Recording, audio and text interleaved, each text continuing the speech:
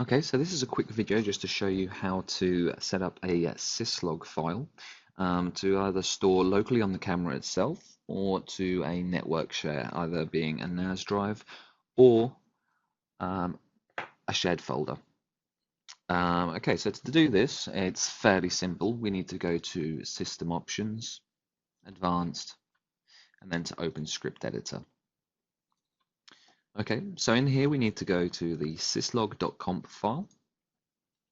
We can open this up, and what we need to do is scroll right to the bottom, and then we can put any new entries at the bottom. This entry here represents that the camera is sending its messages to a third-party application installed on my server at this address. So my third-party application is Splunk. It's a free software and no need for licenses if you don't go over 500 megabits of data per day.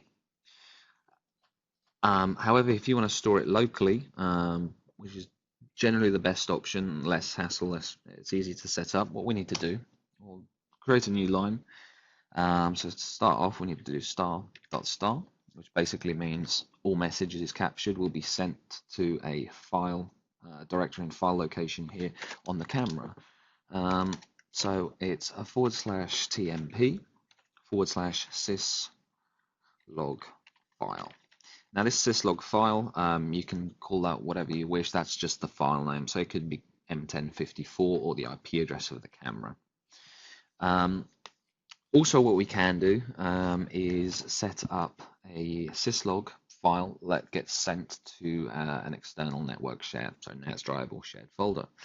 To do that, we just do star.star /var /spool /storage /network share, and then /syslog file. Again, the end part here, the syslog file, can be called whatever you wish it to be. That is the file name for the file that's going to be put on the network share. So once you've entered those URL strings in there, what you need to do is set save file. And once that's saved, you can just exit out of this. Now, normally you can just restart the camera or the encoder. And once you've done that, the syslog files will then start generating, and you should see them in the individual folders. However, what we've done now is we've created a syslog that will go to a network storage device. So what we need to do now, just to show that, is to attach the camera to a network share, which is quite important. So what we'll do, we need to tell it to where this network share is. So click on network share here, and then we can put in the IP address or the host name for the network share. Okay, so let's do that now. So we'll put that to my other server. It doesn't have to be a server. It can be a Windows 7, XP, Vista, Windows 8 machine, as long as it's got a network share set up. So I'm just going to put that into my public folder. And I know that I need login information here. So administrator and my password. Okay, so what we'll do, we'll just quickly connect. Fairly sure that should connect without a problem. Okay, there we go. That's connected.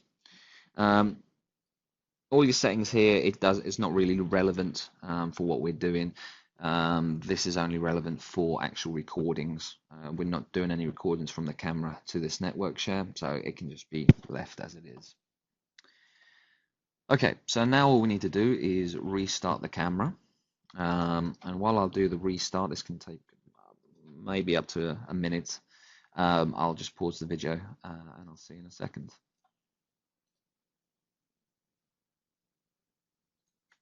Okay, so the camera is back up now. So what we can do now, the syslog file should have been created on the camera as well as on the network share. So what we'll do first is just take a look at the syslog file that was set up on the camera itself. Easiest way to do this, we can go to System Options, Advanced, and then Open Script Editor. Once in here, if we click on the two dots here, we'll go back to the main directory and then click on the TMP.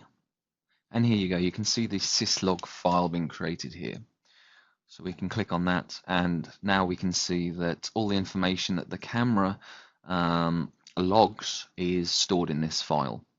Now, the downside with this is if the camera's factory reset or factory restored, then this file will be lost. However, if you do a restart on the camera, then this information will be saved as long as there's no factory default or a restore. This information will be gone. Now, with regards to the network share, what we can do, we can browse to the network share location, and we should see the syslog file there.